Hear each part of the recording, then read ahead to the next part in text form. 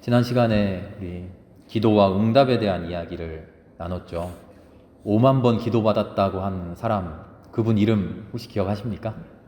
조지 뮬러라고 하는 분이었죠. 5만 번이나 기도받았다.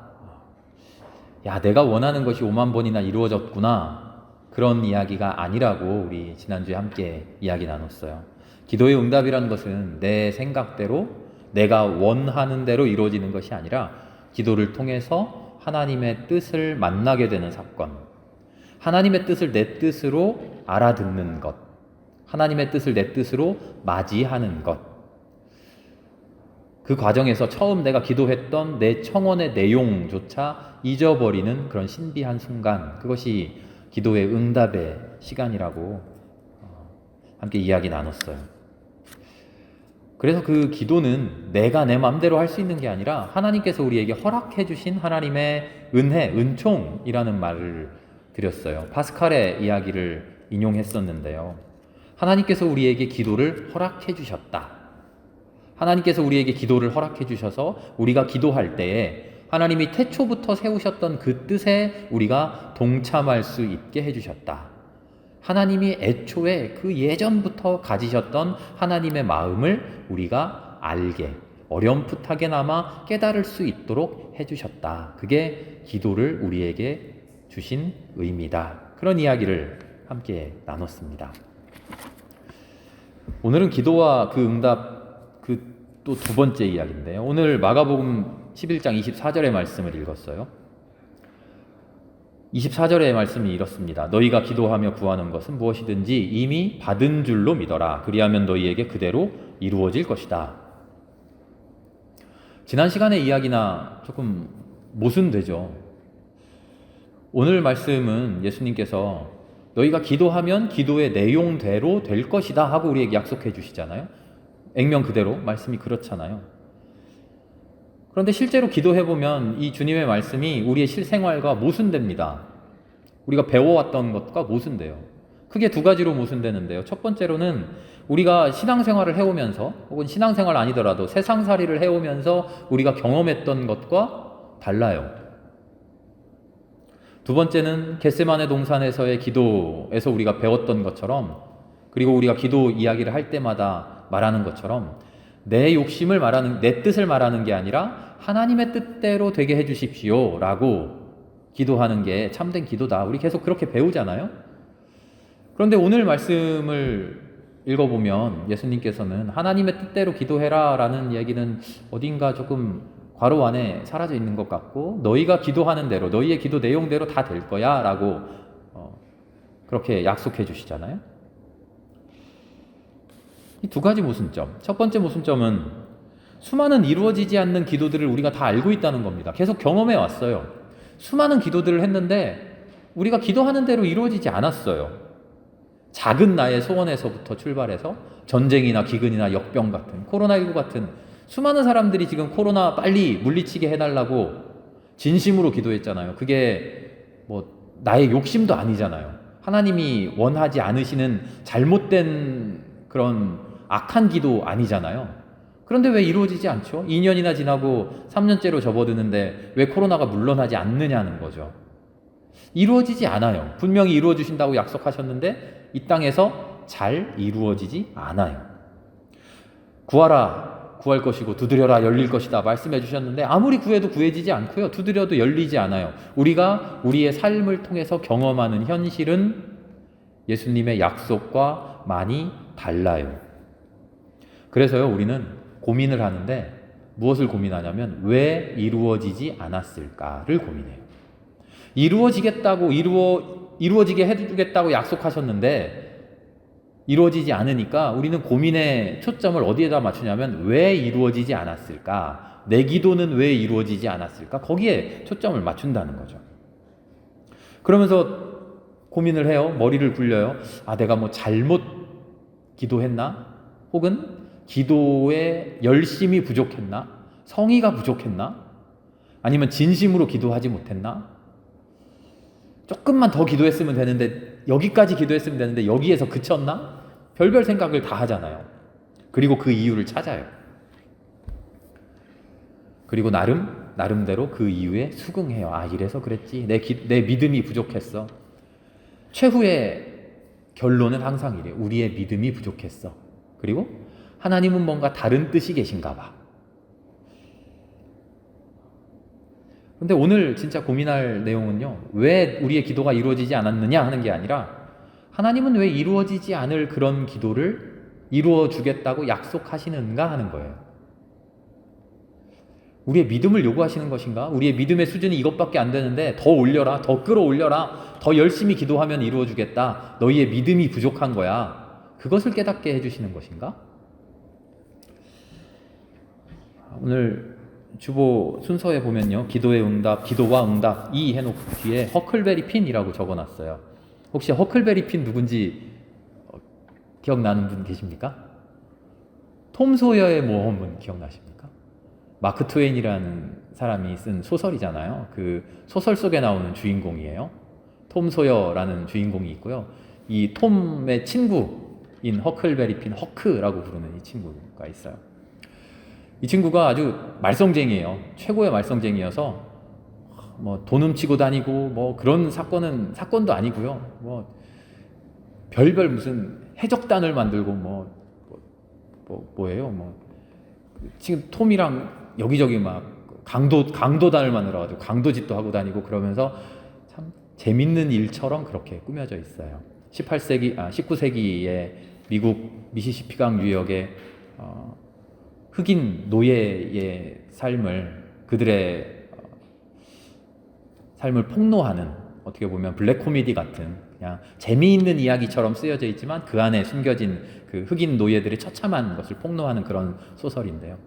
허크라고 하는 주인공이 있는데 이 허크가 너무 말썽쟁이고 정말 인간 말종이에요. 꼬맹인데 10대인데. 그래서 하루는 이 한 아주머니가, 왓슨이라고 하는 아주머니가 이 허크를 사람 만들어 보겠다고 기도를 가르쳐줘요. 얘야, 기도만 하면 하나님이 다 들어주신다. 하나님이 다 들어주셔. 너 정말 사람 될 수 있어. 하나님한테 기도 한번 해봐. 그랬더니 허크가 그 말을 듣고 기도를 한단 말이에요. 당장 기도해요. 뭘 기도할까 고민하다가, 하나님, 내가 낚싯바늘이 있는데 낚싯줄이 좋은 게 있는데 제대로 된 낚싯바늘이 없어요. 그래서 지금 낚시를 못해요. 그러니까 나한테 낚싯바늘 좋은 거 하나 주세요. 정말 자기가 할 수 있는 최대한의 간절한 기도를 해요. 그리고 그 다음날 딱 일어났더니 어때요? 낚싯바늘이 있나요? 그럴 리가 없죠. 무슨 마술사도 아니고 낚싯바늘이 없어요. 허크는 어떻게 했을까요? 더 열심히 기도했을까요? 나의 열심히 기도했나봐, 부족했나봐. 하루 가지고 되겠어? 한 달은 기도해야지 하고는 한 달, 1년, 10년 그렇게 기도했을까요? 아니에요. 이거 다 말짱 소용없는 짓이구나. 내가 원한 대로 된다고 했는데 허크가 계속 생각하는 거예요. 나뿐만 아니라 이미 하나님 믿는 사람 우리 마을에 많은데 윈 아저씨는 돼지 치다가 손해 봤는데 그거 다시 복구하게 해달라고 기도했는데 복구 안 되던데. 저기 아주머니는 자기가 아주 소중하게 여기는 담뱃값 은으로 된 상자를 잊어버렸대요. 그거 다시 찾게 해달라고 몇 년째 기도하고 있는데 지금 못 찾아. 기도 안 이루어지네. 우리 아주머니는 빼빼 말라가지고 좀 살이 좀 쪘으면 하고 몇 년째 10몇 년을 기도하고 있는데 살이 안 쪄요. 안 이루어져. 누구 생각해도 되는 일 없고, 누구의 기도, 이 아주머니의 기도, 이 아주머니의 기도, 이 아저씨의 기도 떠올려 보니까 된 게 하나도 없는 거예요. 그래서 허크는 어떻게 했냐면 당장에 이런 신이라면 나 안 믿어버릴 거야 하고 하나님 믿는 것을 포기해버려요. 기도하면 기도한 대로 이루어집니다 라는 생각은, 그런 믿음은 유치한 믿음일까요? 초보적인 믿음일까요? 그런 믿음을 뛰어넘어서 이루어지지 않더라도 하나님께 기도할 수 있는 그런 믿음의 경지로 올라가야 하는 걸까요? 허크에게 여러분이라면 그렇게 한번 낚싯바늘 달라고 했다가 낚싯바늘 안 준다고 하나님 안 믿을래? 라고 말한 허크에게 여러분이 그 곁에 있다면 뭐라고 충고해 줄 수 있을까요?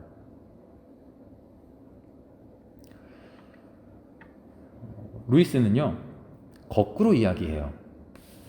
원하는 대로 이루어진다 라는 말로 초보적인 사람에게 기도를 가르쳐주고, 그의 신앙이 자라나면 우리의 기도대로 우리가 원하는 대로 되지 않을 수도 있어 라고 가르쳐 주는 게 아니라 오히려 원하는 대로 기도하면 그대로 이루어진다라는 믿음은 초보적인 믿음, 유치한 믿음이 아니라 오히려 성숙한 믿음, 쉽사리 도달할 수 없는 엄청난 경지의 믿음이라고 우리에게 이야기해요.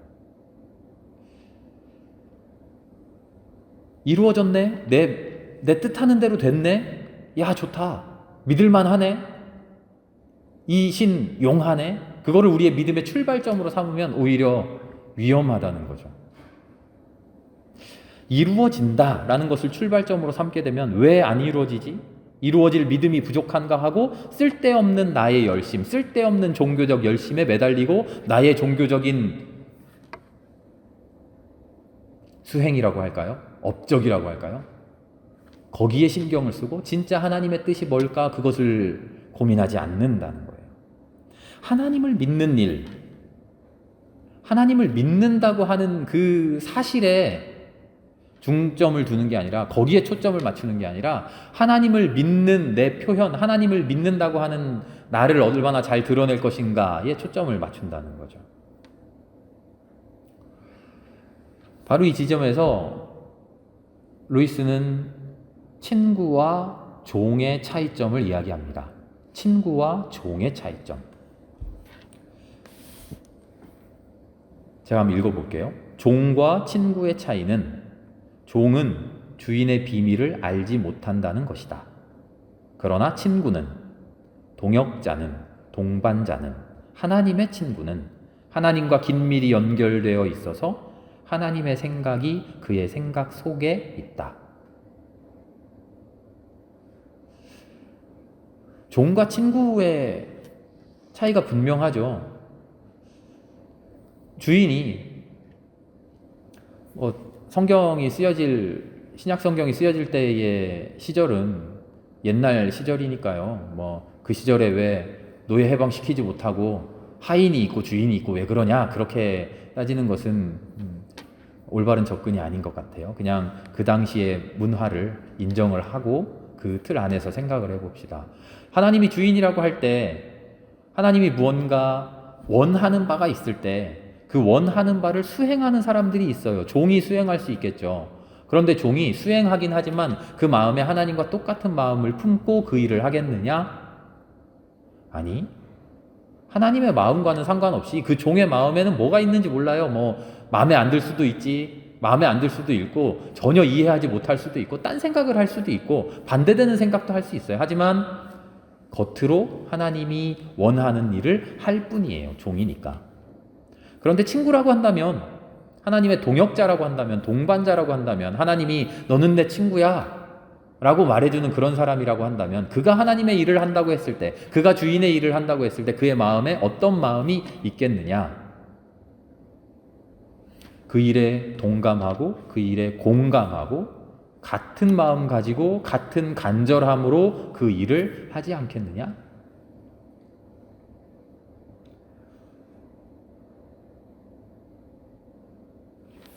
그런데 루이스는 여기서요, 우리에게 더 충격적인 이야기를 해요. 바라는 대로 이루어지겠지, 내 바람대로 이루어지겠지, 내가 간절히 기도하면 이루어지겠지 라고 생각하는 사람은 친구의 수준에 오지 못했습니다. 그런 것 같죠? 그러면 종의 수준일까요? 아니요. 종의 수준에도 오지 못한 그저 문 밖에서 매달리고 있는 간청하는 사람에 불과하다는 거예요. 종도 되지 못한 간구자일 뿐이라는 거죠.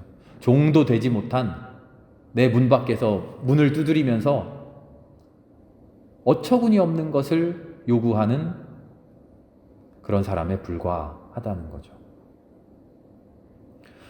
우리는 하나님과 어느 관계에서 어떤 관계를 맺으면서 기도하고 있습니까? 우리와 하나님과의 마음의 관계는 어떠합니까? 다시 말하면 내가 품고 있는 마음은 어떠합니까? 종과 친구의 이야기를 한 것은 종이 아무리 주인 보기에 주인 마음에 흡족한 일들을 아무리 많이 한다고 해도 그의 마음속에는 하나님, 그의 주인과 똑같은 마음이 있을 수 없다는 거예요. 그래서 겉으로 드러나는, 우리식으로 표현하자면 믿음의 증거랄까요? 겉으로 보이는 믿음의 표현은